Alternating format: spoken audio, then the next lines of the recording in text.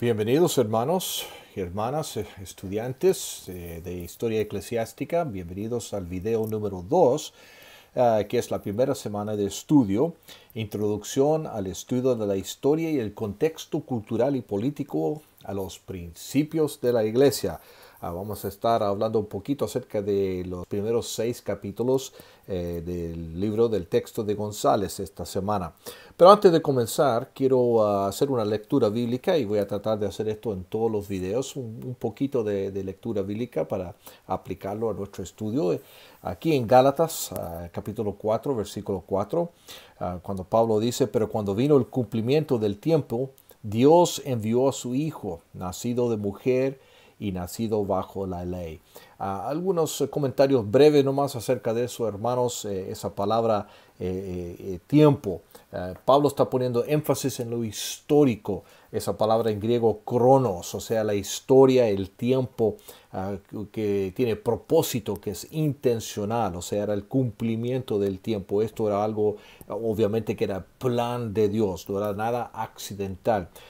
Dios envió, Pablo poniendo énfasis a la acción de Dios en la historia. Y vamos a ver que esto es muy importante en los primeros siglos de la iglesia, porque hubieron muchos esos en la filosofía griega que negaban la importancia de la historia, que todo esto era una ilusión, o muchas veces era el tiempo y la historia, el mundo material, era algo que había que escapar. Entonces vino el cristianismo, la teología, la doctrina cristiana, vino la Biblia, vino los hechos históricos de la iglesia y dijeron, no, esto no es algo para escapar, lo material no es algo en sí mismo, algo malo, pero Dios mismo creó lo material y obra en lo material y obra en la historia.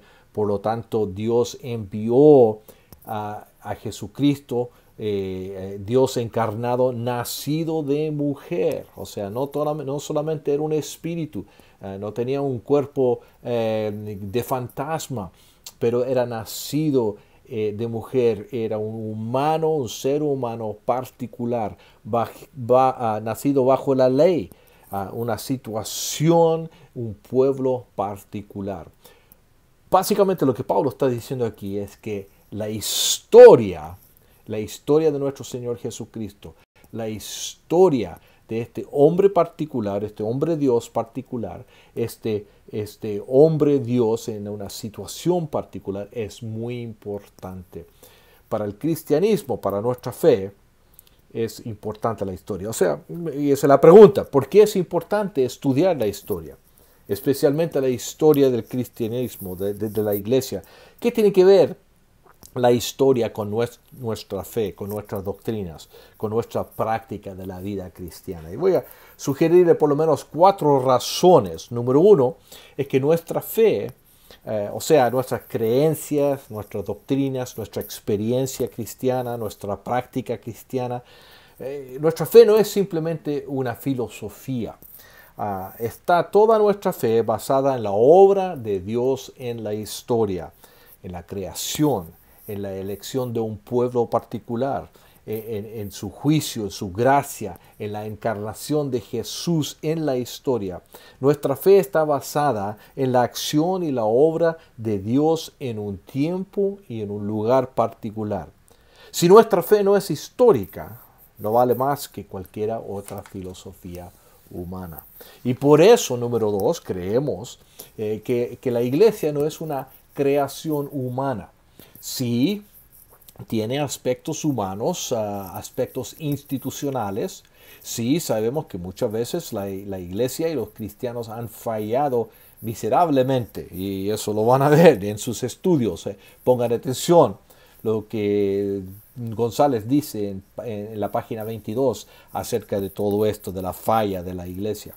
Pero la falla de la iglesia no significa que Dios ha fallado, más bien la falla refleja la gracia de Dios que Dios tiene hacia nosotros, hacia la iglesia, el privilegio y la responsabilidad que tenemos de cooperar con el Espíritu Santo en la obra de la redención. Por lo tanto, número 3, Nuestra tarea tiene que ver con la historia. Al contrario de otras religiones y filosofías mundiales, el cristianismo no rechaza la historia, como dije, ¿no?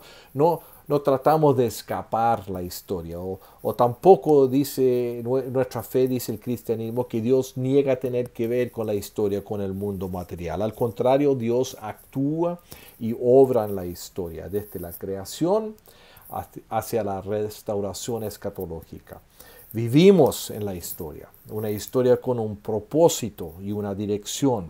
Por lo tanto, nuestra tarea es histórica. O sea, la gran comisión, el gran mandamiento tienen que ver con personas reales en un mundo real, con un destino real y histórico. Además, número 4, prácticamente nuestro conocimiento, nuestra vida cristiana, tienen que ver con la historia. Obviamente la historia y la experiencia humana no tienen la misma autoridad que las Sagradas Escrituras, no vamos a decir eso. Pero sin embargo, estudiamos la historia para ver cómo nuestros antepasados leyeron, entendieron y aplicaron las Escrituras, sea bien o sea mal. Sabemos que somos parte del cuerpo de Cristo histórico, de la iglesia. Necesitamos saber cómo se entendió y se aplicó la Biblia en tiempos pasados. A veces no necesitamos reinventar la experiencia de ellos, de nuestros antepasados.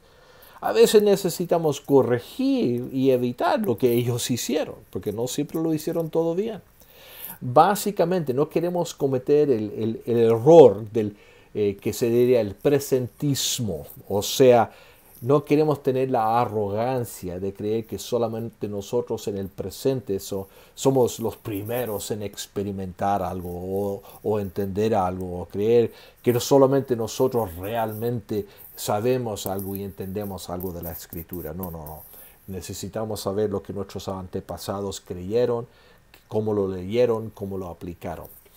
En esta primera semana van a leer los primeros 6 capítulos en la historia del cristianismo en el texto de González y quiero que pongan atención a la importancia del contexto histórico para entender los temas principales. Número 1, la importancia del contexto histórico para entender la encarnación de Jesucristo. González explica y demuestra la importancia del trasfondo judío y gentil, la cultura griega y el imperio romano.